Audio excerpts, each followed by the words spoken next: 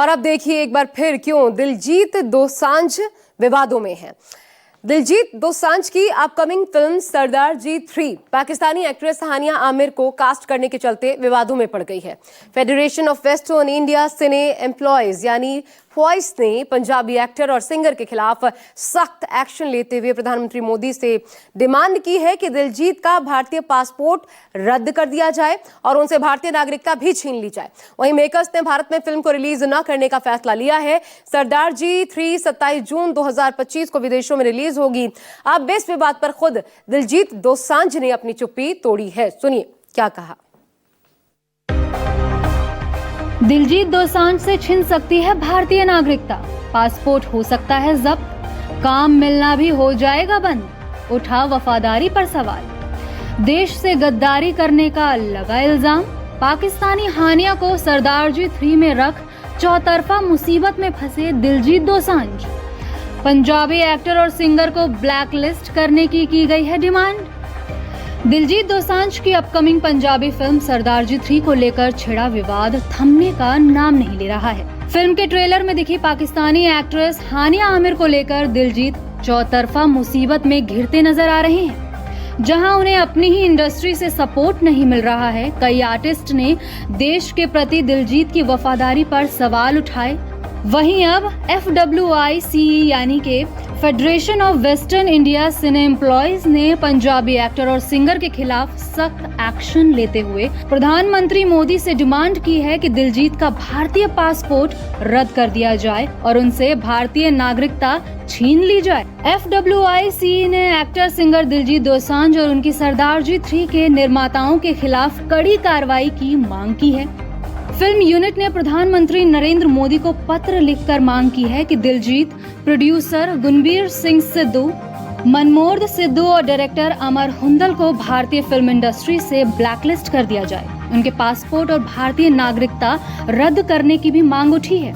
संगठन का कहना है कि इन लोगों ने न सिर्फ देश की भावनाओं का अपमान किया है, बल्कि पाकिस्तानी कलाकारों पर लगाए गए बैन का भी खुला उल्लंघन किया है। FWICE ने कहा है कि हानिया आमिर केवल एक पाकिस्तानी एक्ट्रेस नहीं है, बल्कि वो भारत के खिलाफ विवादों को बढ़ावा देने के लिए भी जानी जाती हैं। उन्होंने सोशल मीडिया पर इंडियन आर्मी का मजाक भी बनाया था और पाकिस्तान के आतंकी हमलों को सही ठहराने की कोशिश भी की थी।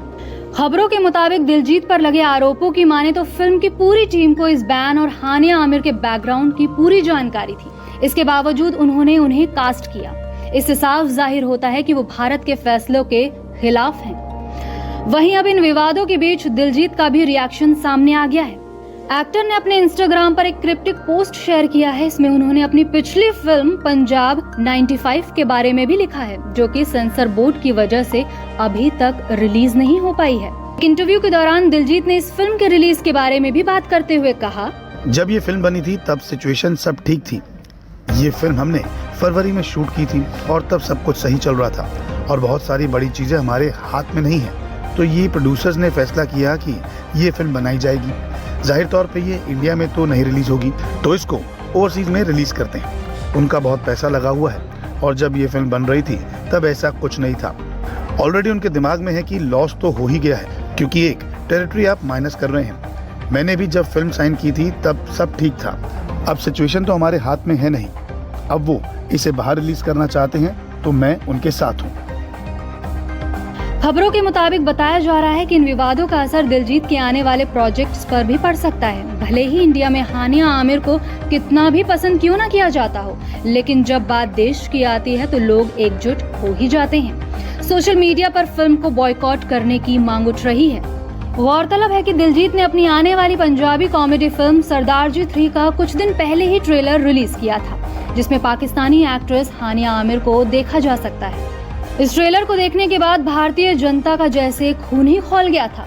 देशद्रोही, गद्दार जैसे कई ताने सिंगर को सुनने मिल रहे हैं।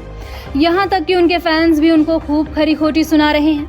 22 अप्रैल को हुए पहलगाम आतंकी हमले के बाद भारत की सरकार ने यह फैसला लिया था कि पाकिस्तान से किसी भी तरह का बिजनेस और क्रिएटिव काम में पार्टनरशिप नहीं की जाएगी।